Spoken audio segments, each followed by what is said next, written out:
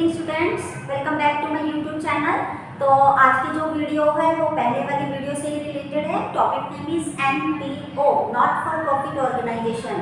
उसका ओवरव्यू मैं पहले आपको डाल चुकी हूँ एक वीडियो में, और दूसरा उसका प्रैक्टिकल पोर्शन भी हमने स्टार्ट कर लिया था, वो मैंने अपनी नेक्स्ट वीडियो में डाला है। तो आज टर्न है उसके थर्ड वीडियो की। उससे पहले थोड़ा सा मैं आपको पीछे वाला रिकॉल करवाना चाहूँगी, क्योंकि पीछे ये वाला कंसेप्ट जो है वो पीछे वाले कंसेप्ट पे बेस है। तो एक छोटी सी सजेशन भी है, आप लोग ये वीडियो देखने से पहले पीछे वाली वीडियो जरूर देखें, ताकि आपको वो कंसेप्ट जो है वो इजीली अंडरस्टैंडेबल हो जाए और आपके लिए बहुत इजी हो जाए। तो income and expenditure plus 2 class का टॉपिक है, इंपॉर्टेंट टॉपिक है, फर्स्ट चैप्टर है, और हमारी पूरी टर्म 2 में से सिर्फ यही एक चैप्टर रह गया था जो हमने अभी तक नहीं किया था। फुल फ्लेज आपका सिलेबस फिनिश हो चुका है, तो इसके बाद आपकी रिवीजन जो है वो कंटिन्यू हो जाएगी। होप कि आप बहुत अच्छे मार्क्स अपने एग्जाम्स में गेन कर पाओगे। तो लेट्स स्टार्ट गाइस। तो सबसे पहले इनकम एंड एक्सपेंडिचर, जो कि मैंने पीछे वाले अपने वीडियो में बताया था, income and expenditure is as like profit and loss account. तो ये प्रॉफिट एंड लॉस की तरह बनता है। हमें रिसीट एंड पेमेंट दिया होगा, रिसीट एंड पेमेंट से हमने इनकम एंड एक्सपेंडिचर अकाउंट बनाना है। तो सबसे पहले हमने रिकॉल क्या करना है कि how we can convert income and expenditure from receipt and payment account. तो ये मैंने पीछे वाली वीडियो में थोड़ा थोड़ा बताया था आपको कि जितनी भी उनकी रिसीट्स होंगी वो सारी आप इनकम में ले जाओगे, जितनी भी उनकी पेमेंट्स होगी वो सारे आप एक्सपेंडिचर में ले जाओगे, एसेट्स को इग्नोर करोगे, डेप्रिसिएशन अकेले डालोगे क्योंकि ये प्रॉफिट एंड लॉस अकाउंट है। जितने भी आपके आउटस्टैंडिंग है वो आप प्लस करोगे, जितने भी आपके प्रीपेड हैं आप माइनस करोगे, क्योंकि आपने इनको क्या गिनना है, outstanding and prepaid at the end. तो वो सबसे पहले मैंने बताया था कि अगर आपको कोई डेट स्पेसिफिकली मेंशन है कि बिगनिंग है, तो आउटस्टैंडिंग एट द एंड आप प्लस कर दोगे, आउटस्टैंडिंग इन द बिगनिंग आप क्या कर दोगे, माइनस। क्लियर हुआ? और अगर आपकी क्रेडिट साइड डेबिट साइड से ज्यादा है, there would be surplus, and if debit side is more than credit side, there would be deficit. फिर इसका फर्दर ट्रीटमेंट आपने कहाँ करना है, क्लोजिंग वाली बैलेंस शीट में। तो लेट्स स्टार्ट गाइस। ये फॉर्मेट है बेटा इनकम एंड एक्सपेंडिचर अकाउंट। इधर आपने लिखना है एक्सपेंडिचर अमाउंट, इनकम अमाउंट। तो दो साइड्स आपकी होगी बेटा, ये आपकी होगी डेबिट साइड और ये होगी आपकी क्रेडिट साइड। अब इसका देखो आपको पता चल रहा है कि एक्सपेंडिचर इधर लिखने हैं, तो जितने भी आपके एक्सपेंडिचर आपको रिसीट एंड पेमेंट में पेमेंट वाली साइड दिए हुए हैं वो अपने इधर लिख देने हैं। जैसे सपोज आपको रेंट दिया हुआ है, टू रेंट, सैलरी दी हुई है, टू सैलरीज, है ना। जो अगर आपको एसेट्स दी है उसकी आपने डेप्रिसिएशन निकाल लेनी है, डेप्रिसिएशन ऑन एसेट्स वो आपने इधर लिखना है, एसेट्स नहीं लिखनी है, सिर्फ डेप्रिसिएशन लिखनी है। प्लस एडिशनल इंफॉर्मेशन में अगर आउटस्टैंडिंग है तो आपने यहाँ पे प्लस कर देना है, एड आउटस्टैंडिंग रेंट, और अगर प्रीपेड सपोज सैलरी है तो लेस। ये मैं पहले ही आपको बता चुकी हूँ। अगर हमें कोई डेट मेंशन नहीं है तो आपने उसको एंड की अज्यूम करनी है, आउटस्टैंडिंग एट द एंड आपने प्लस करनी है और प्रीपेड आपने क्या कर देनी है, माइनस। और इधर आपने सारी इनकम लिख देनी है। जैसे फॉर एग्जांपल सब्सक्रिप्शन आपको दी हुई है वो आपने इधर लिख देनी है, एंट्रेंस फीस दी हुई है वो आपने इधर लिखनी है। इन केस की आपको वो रेवेन्यू रिसीट दी हुई है, इन केस की आपको कैपिटल स्टिक दी हुई है, तो आप उसको ट्रीटमेंट कहाँ करोगे, बैलेंस शीट में। ठीक है। लाइफ मेंबरशिप फीस होगी, सब्सक्रिप्शन होगी, लेजेसी होगी, डोनेशन होगी। डोनेशन के केस में भी मैंने आपको बताया था कि डोनेशन आपकी दो तरह की बेटा होती है, एक आपकी होती है general donation and other one is specific. अगर आपकी जनरल डोनेशन है तो आप इसमें डालोगे, अगर आपकी स्पेसिफिक डोनेशन है स्पेशल पर्पस के लिए तो उसका ट्रीटमेंट आप कहाँ करोगे, बैलेंस शीट में। क्लियर? याद आ रहा है वो सब कुछ जो हमने किया था? पीछे वाला रिकॉल करते रहना है ताकि आपको आगे वाले में थोड़ी मदद मिल सके। प्लस उसके अलावा entrance fees, life membership fees, donation, अगर ये आपको रेवेन्यू दी हुई है तभी उनका ट्रीटमेंट यहाँ पे होगा। अगर आपको ये कैपिटल दी हुई है तो उसका ट्रीटमेंट आप कहाँ लेके जाओगे, बैलेंस शीट में। क्लियर हुआ? इन सबका टोटल आप कर लोगे। If your credit side is more than the debit side, अगर आपकी क्रेडिट साइड का टोटल डेबिट साइड से ज्यादा हो जाता है तो result would be surplus to surplus, ये आपकी बैलेंसिंग फिगर आ जाएगी। और vice versa if your debit side total is more than your credit side total, then there would be deficit. अगर आपका डेफिसिट आता है तो उसका ट्रीटमेंट भी आपने बैलेंस शीट में करना है। अगर आपका सरप्लस आता है तो उसका ट्रीटमेंट भी आपने बैलेंस शीट में करना है। It is so much easy concept, अगर ध्यान से समझें आप, अगर ध्यान से समझा जाए तो ये बहुत इजी है। तो ऐसे आप इनकम एंड एक्सपेंडिचर बनाओगे, बाय वाली साइड सारे इनकम, टू वाली साइड सारे एक्सपेंडिचर, जितने भी खर्चे हैं टू वाली साइड, जितनी भी अर्निंग है बाय वाली साइड। As like profit and loss इसको डील करना है, ये नॉमिनल अकाउंट है। और अगर आपकी क्रेडिट साइड ज़्यादा है डेबिट साइड से सरप्लस आ जाएगा, अगर आपकी डेबिट साइड ज़्यादा है क्रेडिट साइड से तो डेफिसिट आ जाएगा। ये क्लियर हुआ। दूसरा इसमें क्या ध्यान में रखना है आपने, वही आउटस्टैंडिंग और प्रीपेड वाला कंसेप्ट। दो तरह की आपकी आउटस्टैंडिंग हो सकती है, एट एंड और इन द बिगनिंग, और दो तरह की आपकी प्रीपेड हो सकती है, एट एंड और इन द बिगनिंग। अगर आउटस्टैंडिंग एट द एंड है तो आप प्लस करोगे, बिगनिंग माइनस करोगे, प्रीपेड एंड की आप माइनस करोगे, बिगनिंग क्या करोगे प्लस। और अगर कुछ डेट मेंशन नहीं है स्पेसिफिक तो आप उसको क्या ले लोगे, एंड। तो आउटस्टैंडिंग प्लस कर देनी है, प्रीपेड आपने माइनस कर देना है। क्लियर हुआ। तो ये फटाफट से इसका स्क्रीनशॉट ले लो इसके फॉर्मेट का, फिर उसके बाद हम इसका पार्ट 2 और 3 मीन्स जब हमने रिसीट एंड पेमेंट से इनकम एंड एक्सपेंडिचर बनाना है तो फर्स्ट पार्ट होएगा इनकम एंड एक्सपेंडिचर अकाउंट, दूसरा पार्ट होएगा ओपनिंग बैलेंस शीट और तीसरा पार्ट होएगा क्लोजिंग बैलेंस शीट। तो उसका एक पार्ट ये हो गया। अब दूसरा पार्ट क्या है, बैलेंस शीट। तो ये फटाफट से आप स्क्रीनशॉट लो, उसके बाद हम बैलेंस शीट करते हैं।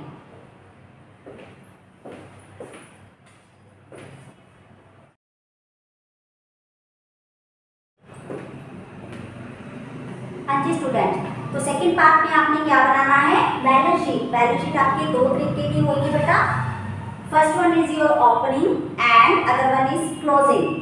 ठीक है, तो ये वाली ओपनिंग बैलेंस शीट है, ये आपने वर्किंग नोट में बनानी है। और हाँ, सच कुछ बच्चों को तो पता ही नहीं है कि ओपनिंग बैलेंस शीट या क्लोजिंग बैलेंस शीट हमने दोनों बनानी भी है कि नहीं। वो डिपेंड करता है बच्चे आपको क्वेश्चन कौन सा दिया हुआ है। हमें बेसिकली कैपिटल फंड की जरूरत होती है जो हमें क्लोजिंग बैलेंस शीट के लिए चाहिए।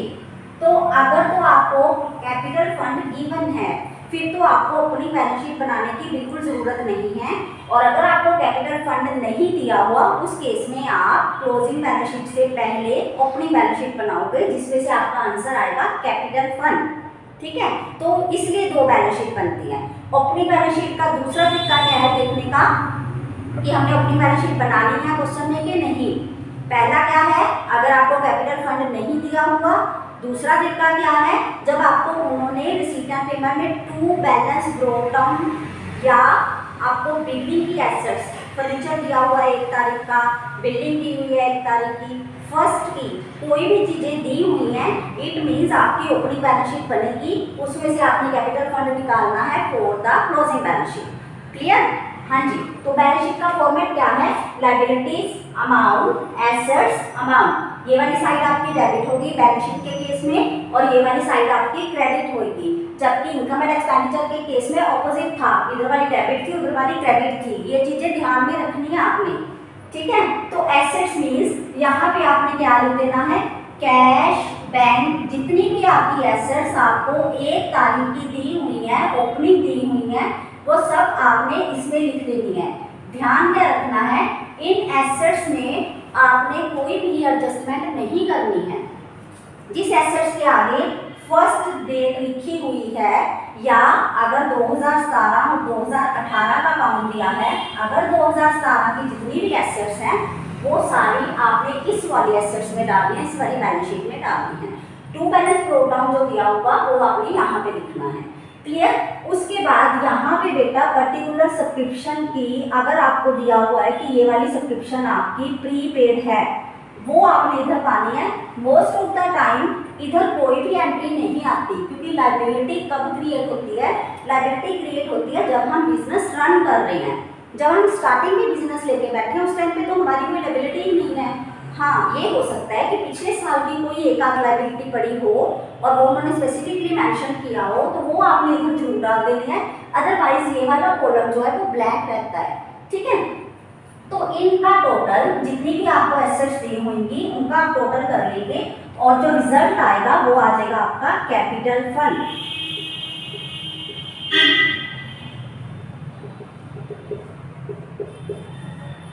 ये बेटा आपकी बैलेंसिंग फिगर आ जाएगी कैपिटल फंड की, जिसको आप कहाँ शिफ्ट करोगे, क्लोजिंग बैलेंस शीट में। ये क्लियर हुआ? ये बहुत इजी है, ये वर्किंग नोट में जाएगी आपकी। क्लियर? तो ये वाला आप राइट डाउन करो। उसके बाद हम फाइनल स्टेप की तरफ मूव करते हैं, that one is your closing balance sheet. एक फुल फ्लेश क्वेश्चन जो है वो कंप्लीट हो जाएगा उसके साथ। ठीक है, इसका स्क्रीनशॉट लो और इसको देखो क्वेश्चन में इसे कैसे करना है। उसके बाद हम क्लोजिंग बैलेंस शीट की तरफ मूव करते हैं।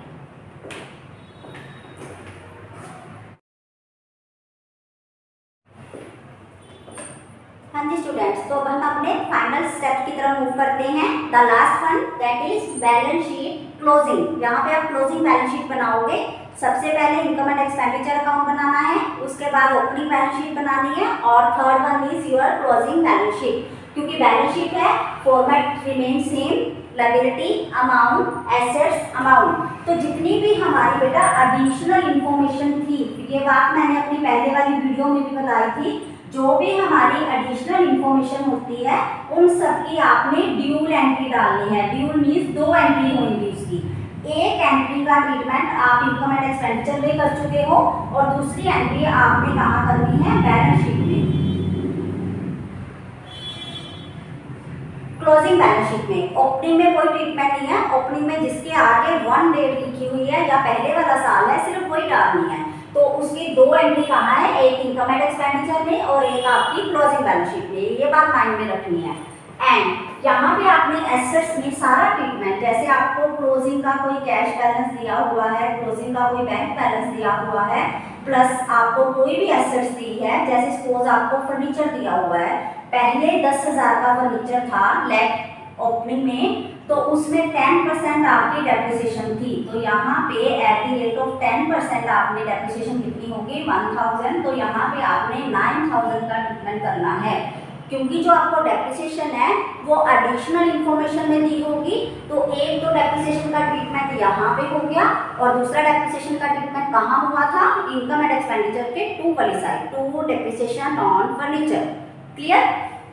उसके बाद जितनी भी एसेट्स आपकी हैं, सपोज लैंड एंड बिल्डिंग है, प्लांट एंड मशीनरी है, जिसकी डेप्रिसिएशन है वो लेस करी जानी है, वो यहाँ पे आपने कंसीडर करी जानी है। क्लोजिंग स्टॉक आपको दिया हुआ है वो भी यहाँ पे लिखना है आपने, है ना, जो भी कुछ दिया है।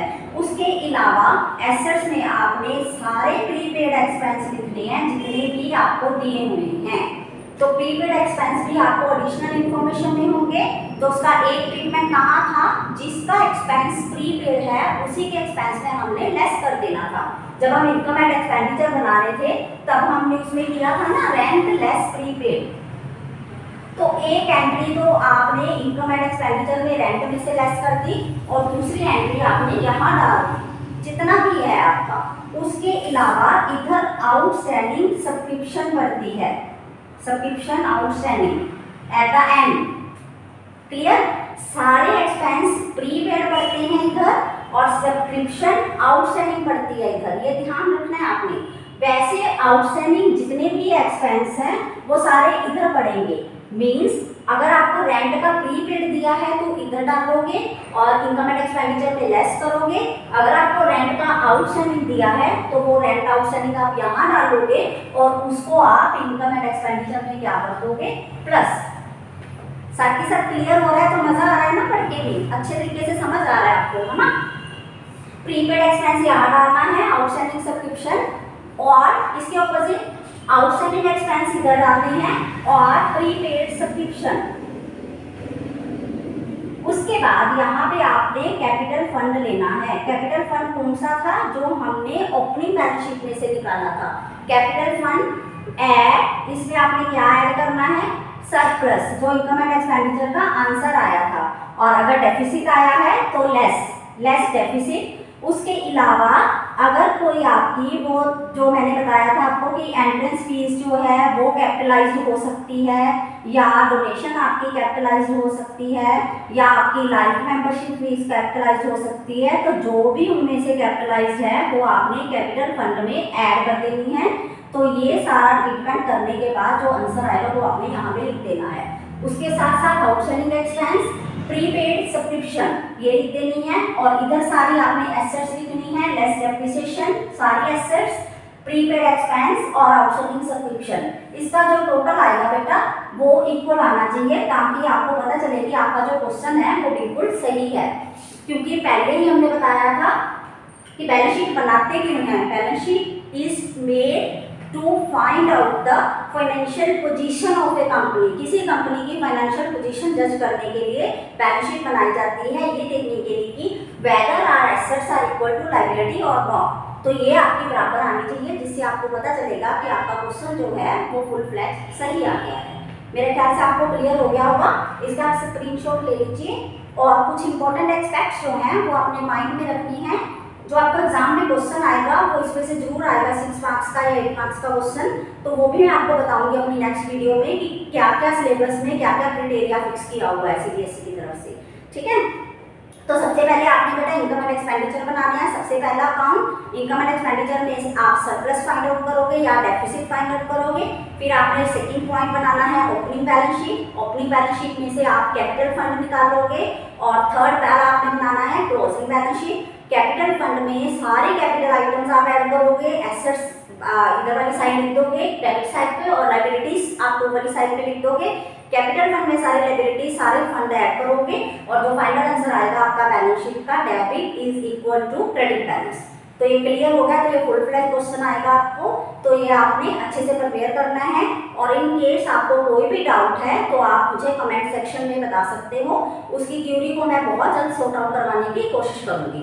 तो विदाउट वेस्टिंग एनी टाइम आप अपना काम जो है वो कंटिन्यूस कर लीजिए। और हाँ, एक इम्पोर्टेंट पॉइंट, एग्जाम्पल्स जरूर आपने गौर करनी है, एग्जाम्पल्स जरूर आपने देखनी है, क्योंकि एग्जाम्पल्स में से ही ज़्यादा क्वेश्चन जो है वो सेटअप होते हैं।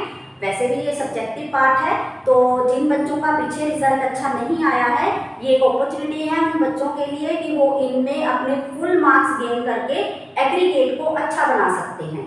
मेरी तरफ से best of luck for your final preparation.